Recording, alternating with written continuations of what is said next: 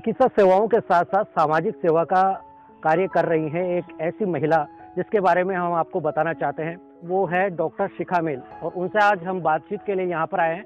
और सबसे पहले हम स्वागत करते हैं आपका डी मीडिया राजस्थान पे। बहुत बहुत धन्यवाद दीपक जी।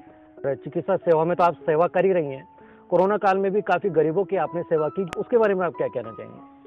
देखिए, ऐसा था कि ये जो कोरोना नाम की जो बीमारी आई वो पूरे संसार के लिए, सबके लिए नहीं थी। डॉक्टर्स के लिए नहीं थी, साइंटिस्ट के लिए नहीं थी, जनता के लिए नहीं थी।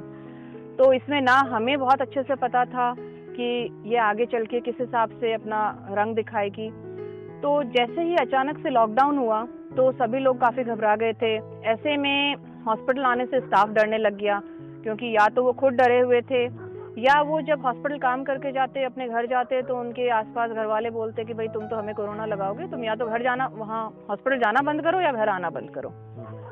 तो ऐसे में सबसे पहले तो हम लोगों ने, जैसे मैंने और मेरे जो हस्बैंड हैं डॉक्टर अमित, उन्होंने ये डिसीजन लिया कि हम 24 घंटे हॉस्पिटल कैंपस में ही शिफ्ट हो जाएं, ताकि जो स्टाफ हॉस्पिटल में काम कर रहा है, हमें हेल्प कर रहा है जनता की सेवा के लिए, उनका भी मोराल थोड़ा बढ़े और वो खुद भी थोड़ी उनको हिम्मत मिले। बिल्कुल, जब कोरोना काल था तब लोगों को एक डर था, कहीं ना कहीं वो भय था, लेकिन उसके बावजूद भी आप फील्ड में गई और लोगों तक पहुंची और उनको खाने पीने की, यहाँ तक कि कई व्यवस्था वहाँ पर की है। तो वो एक चैलेंज किस तरह से रहा आपके लिए?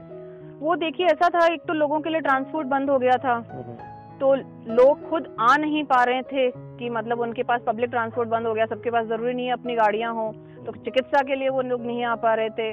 बाकी बहुत सी सामाजिक संस्थाएं थी जिन्होंने हमसे कांटेक्ट किया, तो हम जिस भी तरीके से उनको मदद कर सकते थे, चाहे वो आर्थिक तौर पे हो, चाहे हम सामाजिक संदेश देकर कर सकते हो, हमने उस तौर पे चिकित्सा के अलावा भी हमारी सेवाएं देने की कोशिश की।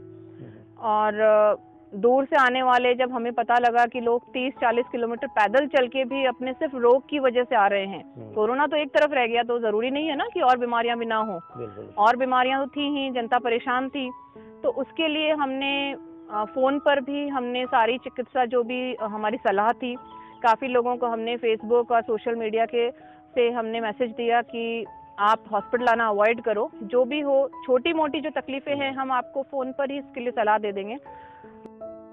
और गायनिक डॉक्टर हैं ये डॉक्टर शिखा। डॉक्टर शिखा जी, ये बताइए कि नहीं भी है, हाउसवाइफ भी हैं, उसके अलावा समाज सेवा भी कर रही हैं, चिकित्सा सेवा भी दे रही है, किस तरह से मैनेज करती हैं ये सब कुछ? देखिए, ये मुश्किल है। सभी जितनी भी जो महिलाएं हैं, जो वर्किंग भी हैं और जो लोग जॉब भी कर रही हैं, उनके लिए बहुत ही टफ है, सिर्फ मेरे लिए ही नहीं। पर एक तरह का ये सुकून भी देता है कि इतने दूर से 200 किलोमीटर तक के लोग अगर हमारे पास सेवाएं लेने आ रहे हैं, तो हम उस जिम्मेदारी से हमारा मुंह नहीं मोड़ सकते। बाकी कोशिश करते हैं बैलेंस बिठाने की, बच्चों को जितना भी आधा घंटा 1 घंटा मिले उनकी पढ़ाई पर ध्यान देने का और उनको थोड़ा थोड़ा मोटिवेट करने का। बच्चे कभी कभी गुस्सा भी होते हैं, पर कभी कभी उन्हें अच्छा भी लगता है कि मम्मी आपको इतने लोग आते हैं, पूछते हैं। कुल मिला के बच्चे भी थोड़ा यह महसूस करते हैं कि हमें समय नहीं देते। बिल्कुल, बच्चे बिल्कुल महसूस करते हैं। और हमें कई बार, जैसे मैंने मेरी बेटी को पूछा, बेटा आप बड़े होकर क्या बनोगे, तो 2-4 बार उसका जवाब आया कि मैं हाउसवाइफ बनूंगी, क्योंकि आप तो हमें टाइम नहीं दे सकते, पर मैं हाउसवाइफ बनूंगी, मैं मेरे बच्चों को टाइम दूंगी।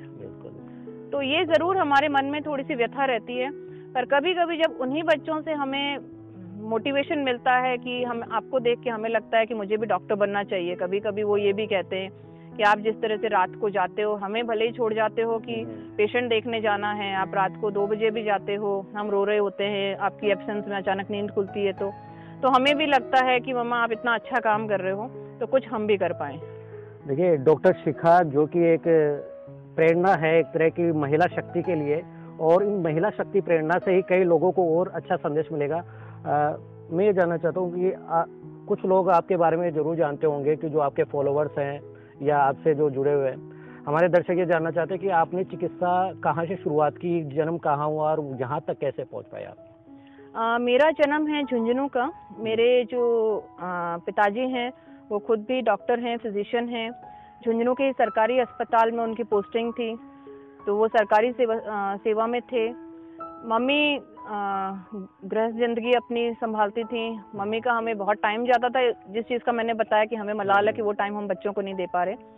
पर पापा को यही देख के कि पापा जिस तरह से रात को कभी भी 2 बजे 4 बजे हॉस्पिटल जाना पड़ता, एम्बुलेंस की आवाज़ आ रही है, और एक व्यक्ति को अगर वो नया जीवन दे सकते थे, उसी से मुझे प्रेरणा मिली कि मैं भी कुछ ऐसा करूं कि किसी को ज़िंदगी दे पाऊं। तो वहीं से डॉक्टर बनने की इच्छा मन में थी।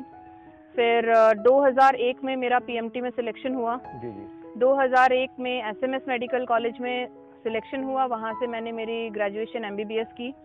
उसके बाद में मेरी जो पोस्ट ग्रेजुएशन थी गायनेक में, वो अहमदाबाद बीजे मेडिकल कॉलेज, जो सिविल हॉस्पिटल है, जिसको एशिया का कुछ टाइम पहले तक एशिया का सबसे बड़ा हॉस्पिटल बताते थे, तो वहाँ से मेरी पीजी है। वहीं से फिर मैंने आईवीएफ में और लैप्रोस्कोपी में, जो टेस्ट ट्यूब बेबी है, उसमें फेलोशिप भी किया 1 साल का। तो उसके बाद में ये था कि इतने सब डिग्री और आईवीएफ ये सब होने के बाद मुझे लोगों ने बोला कि भाई आप छोटी ग्रामीण जगह में जाओगे तो वहाँ पे टेस्ट ट्यूब बेबी और ये सब का भी स्कोप नहीं है, तो आप कोई बड़ी जगह सेटल हो, आप जयपुर प्रॉपर में सेटल हो। पर परिवार यहाँ था, और मेरे जो ससुराल में जितने भी सब लोग हैं, उन्होंने यही सोचा था कि हम हमारे ग्रामीण क्षेत्र में, हमारे चौमू क्षेत्र में अपनी सेवाएं देंगे। तो उसी के पीछे हमने भी चौमू में ही हॉस्पिटल में ज्वाइन किया। और मुझे इस चीज़ का बिल्कुल भी कोई भी वो नहीं है कि मैंने कोई गलत डिसीजन लिया। यहाँ आए, लोगों से मिले और लोगों से जुड़ते गए। तो हम अगर काम कर रहे हैं तो लोगों से भी हमें काफ़ी सपोर्ट मिल रहा है, प्यार मिल रहा है। तो ये थी डॉक्टर शिखा मिल, जिन्होंने बताया कि किस तरह से उन्होंने अपना जीवन यहाँ तक पहुँचे हैं और किस तरह से चिकित्सा सेवाएं दे रहे हैं। उसके साथ साथ कोरोना काल में भी उन्होंने काफ़ी लोगों की सेवाएं की हैं, जनसेवा की है। देख रहे डी मीडिया राजस्थान, मैं हूँ दीपक सैनी, चौमू।